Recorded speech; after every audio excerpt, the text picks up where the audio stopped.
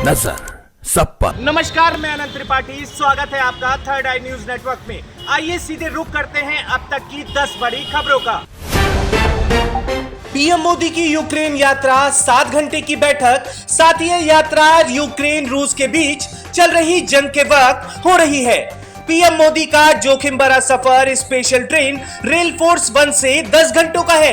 वहीं पीएम मोदी से मिलने से पहले वार जोन पहुंचे जेलेंस्की। कांग्रेस अध्यक्ष मल्लिकार्जुन खड़गे का दावा 25 सीट और मिल जाती तो राहुल गांधी बन जाते प्रधानमंत्री। दूध और दुग्ध उत्पादनों के पैकेट पर A1, A2 जैसे दावे हटाने के निर्देश जारी। खाद्य सुरक्षा नियामक ने कहा ये भ्रामक। अयोध्या गैंगरेप के आरोपी का परिवार पहुंचा हाईकोर्ट, लगाई गुहार, हुजूर बुलडोजर रुकवाइए। देश में क्या चल रहा है, अब क्या होगा, इसको लेकर लगातार सर्वे होते रहे हैं। ऐसे में एक रिपोर्ट ने मोदी सरकार के तीसरे कार्यकाल और भविष्य का मूड ऑफ नेशन की तस्वीर पेश की है। मोदी का यह तीसरा कार्यकाल लगातार 3 बार देश के पीएम का रिकॉर्ड, लेकिन 2029 में जब लोकसभा चुनाव होंगे तब उनकी उम्र 78 साल होगी। पीएम की रेस में शामिल होंगे या फिर कोई और उनकी जगह लेगा? सर्वे में इस सवाल के जवाब में 25% से ज्यादा लोगों ने अमित शाह को मोदी का उत्तराधिकारी माना है। वहीं 19% लोगों के जवाब में दूसरे नंबर पर यूपी के सीएम योगी आदित्यनाथ रहे। वहीं बात करें अगले पायदान की तो तीसरे नंबर पर केंद्रीय मंत्री नितिन गडकरी को 13% लोग पीएम पद पर नरेंद्र मोदी का विकल्प मानते हैं। वहीं सर्वे में करीब 5% लोगों ने रक्षा मंत्री राजनाथ सिंह और कृषि मंत्री शिवराज सिंह चौहान को भी विकल्प माना है। पुलिस, सेना, सबकी कमान, फिर क्यों अपने ही देश में घर के अंदर बंद हो गए अंतरिम सरकार के पीएम? प्रदर्शनकारियों ने एक बार फिर सड़कों पर किया कब्जा और हाथों में पोस्टर बैनर लेकर मोहम्मद यूनुस के घर के बाहर प्रदर्शन कर रहे हैं। ऐसे में सवाल उठ रहे हैं कि क्या बांग्लादेश में कुछ बड़ा होने वाला है? लोग खौफजदा हैं। नए सवाल उठ रहे हैं कि ये तस्वीर बगावत की है या अगले तख्तापलट का ट्रेलर। इस भीड़ में सरकारी कर्मचारी, छात्र, महिलाएं और सरकारी एजेंसियों के कर्मचारी प्रदर्शन कर रहे हैं। सरकार वर्ल्ड बैंक से $1 बिलियन का कर्ज मांग रही है। महंगाई पिछले 13 सालों में सबसे ज्यादा है। ऐसे हालात में यूनुस कितने दिनों तक देश को संभाल सकेंगे, ये कहना अभी मुश्किल है। वक्फ बिल पर संग्राम, मौलाना मदनी का बड़ा बयान। इतनी बड़ी संख्या में इकट्ठा होंगे कि कल सरकार को जवाब देना होगा। मौलाना अरशद मदनी ने कहा हमारी लड़ाई हुकूमत से है, हम हुकूमत के ऊपर दबाव डालेंगे या नहीं मानेंगे तो जो हुकूमतें अलग अलग सूबों के अंदर सियासत कर रही हैं वहां दबाव बनाएंगे। वक्फ संशोधन बिल 2024 को लेकर देश भर में राजनीति गरमाई हुई है। इस बिल के लिए बनी ज्वाइंट पार्लियामेंट कमेटी की बैठक संसद भवन एनेक्सी में हुई। इस बीच जमीयत उलेमा हिंद के राष्ट्रीय अध्यक्ष मौलाना अरशद मदनी ने कहा कि अगर इसे आज ना बदला गया तो इंडिया गठबंधन की सरकार इसे बदलेगी। वहीं राहुल गांधी की तारीफ करते हुए कहा कि राहुल जी ने कहा था कि हम हर बुद्धिजीवियों को उनके मजहब पर चलने की आजादी देंगे, इसी का नाम सेकुलरिज्म है। राहुल गांधी ने जो कहा है हम उस पर यकीन करते हैं।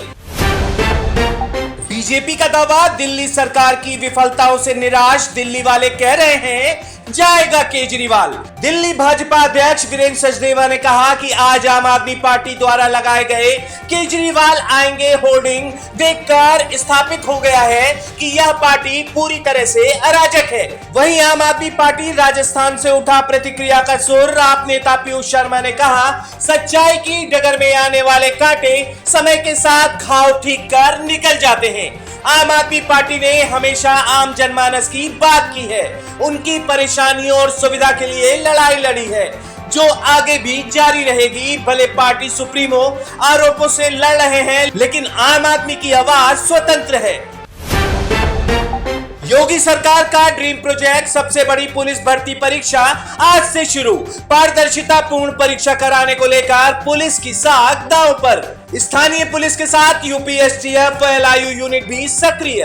प्रदेश की राजधानी का सबसे बड़ा परीक्षा केंद्र लखनऊ विश्वविद्यालय के साथ सभी कॉलेज बड़े परीक्षा केंद्रों पर सख्त पहरा।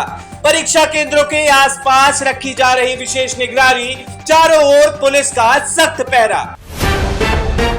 कांग्रेस के ब्रांड एम्बेसडर और रायबरेली के सांसद राहुल गांधी जिस तरह की जातिवादी की राजनीति कर रहे हैं, यह देश और समाज के लिए काफी घातक है।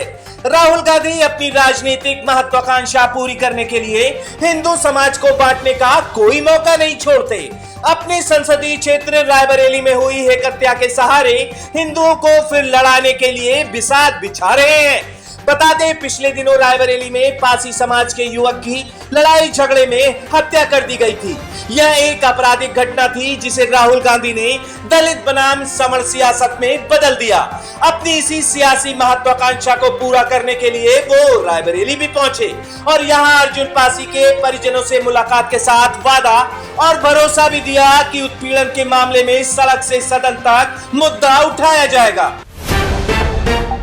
तकनीक की तरक्की ने नए सपनों को उड़ान भी दी है और कई वर्तमान को ध्वस्त भी किया है। ऐसा ही एक सनसनीखेज मामला जोधपुर में भारतीय सेना के एक जवान के साथ ठगी का सामने आया। आरोपियों ने बैंक कर्मचारी बनकर उनके 2 अकाउंट हैक किए और करीब 13 लाख रुपए निकाल लिए। जवान ने अपनी बेटी की शादी के लिए पैसे बैंक अकाउंट में जमा कर रखे थे। पीड़ित राजेंद्र सिंह भारतीय सेना में जम्मू में तैनात हैं। अपनी बेटी का रिश्ता तय करने के लिए 5 दिन की छुट्टी पर गए थे और उसी बीच कस्टमर केयर के नाम से एक फ्रॉड फोन से आए लिंक ने 12,91,754 रुपए निकाल लिए। देश की सुरक्षा में लगा जवान देश के आंतरिक फ्रॉड की इस नेक्सस का दंश आंसुओं के साथ झेल रहा है।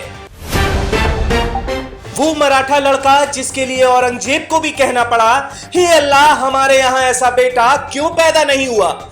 जल्द रिलीज होने वाले फिल्म में विक्की कौशल निभा रहे किरदार।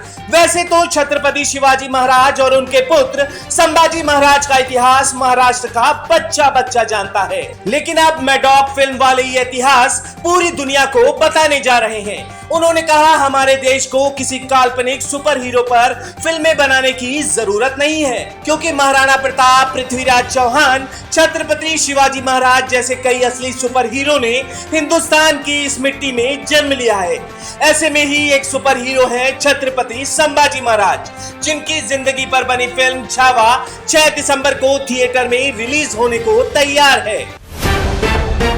कहां शुरू कहां खत्म का ट्रेलर हुआ रिलीज। शोले का रीमेक बनाना चाहते हैं सलमान खान, बोले मैं जय और वीरू दोनों का किरदार निभा सकता हूं। जीले जरा और फैशन 2 की शूटिंग के लिए मुंबई लौटी प्रियंका चोपड़ा, वहीं उनकी मराठी फिल्म पानी 18 अक्टूबर को बड़े पर्दे पर रिलीज होने जा रही है।